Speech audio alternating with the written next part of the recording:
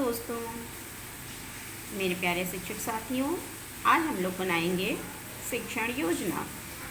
देखिए, ये एक शिक्षण योजना हमने बनाई है। इसमें सबसे पहले हम कॉलम बनाएंगे दिनांक, कक्षा, विषय और उसके बाद लिखेंगे हम इसमें समय। उसके बाद हम लोग जो है इसमें लर्निंग आउटकम हेडिंग डालेंगे।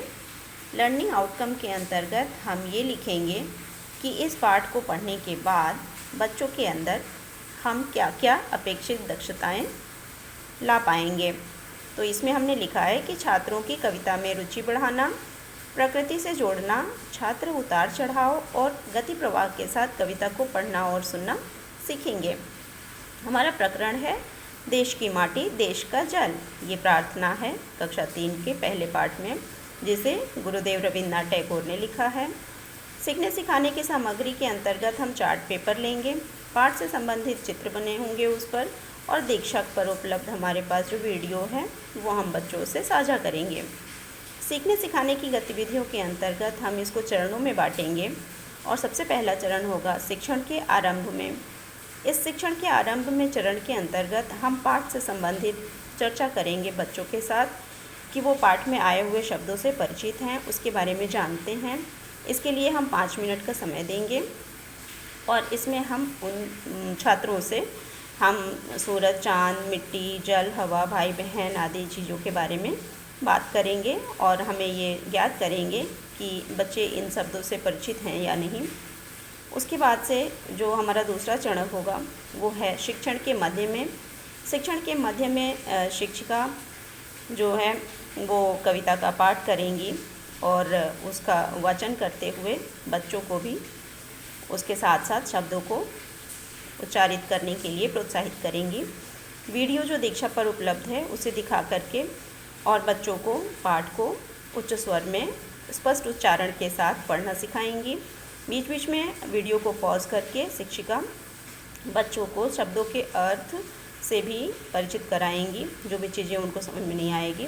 इसके लिए हम 20 मिनट का समय लेंगे और हम बीच बीच में कक्षा का अवलोकन भी करते रहेंगे कि बच्चे किस प्रकार से कक्षा में शामिल हैं। इसके बाद दोस्तों हमारा जो तीसरा चरण होगा वो होगा शिक्षण के बाद, अर्थात कि पाठ को पढ़ाने के बाद हम बच्चों से छोटे छोटे प्रश्न पूछेंगे जो कि पाठ से संबंधित होंगे। इसमें हमने शब्दों के अर्थ और तुकांत शब्द लिए हैं। इस प्रकार से आप अपने हिसाब से और भी शब्द ले सकते हैं और भी प्रश्न ले सकते हैं। इसके बाद जो हमारा चौथा चरण होगा वो होगा गतिविधि। गतिविधि के अंतर्गत दोस्तों हम लोग जो है पाठ से संबंधित गतिविधि कराएंगे, सस्वर वाचन कराएंगे पाठ का।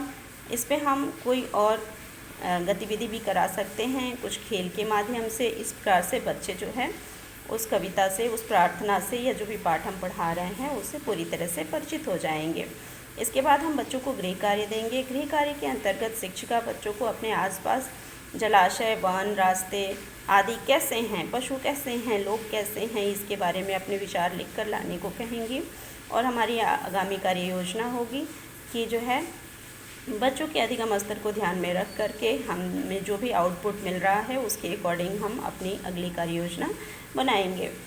इसके बाद से हम जो है शामपट कार्य कराएंगे, जिसमें हमने जो भी प्रश्न बच्चों से पूछे थे उसके उत्तर हम शामपट पर लिखेंगे और बच्चे उसको अपनी कॉपी में लिख लेंगे। ये हमारा कक्षा कार्य भी हो जाएगा। और इसके बाद पाठ से ही संबंधित एक और प्रार्थना जो हम बच्चों के साथ कराएंगे, ये एक अलग से गतिविधि होगी जो पाठ के बाद कराई जाती है, जिसमें हमने यहाँ प्रार्थना लिखी है।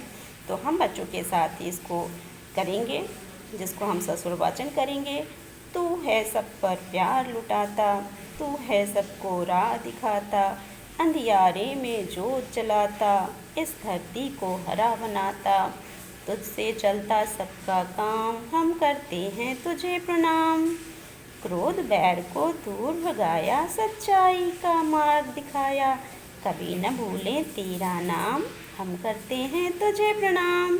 इस प्रकार से बच्चे ईश्वर से प्रार्थना करेंगे, उन्हें प्रणाम करेंगे। धन्यवाद।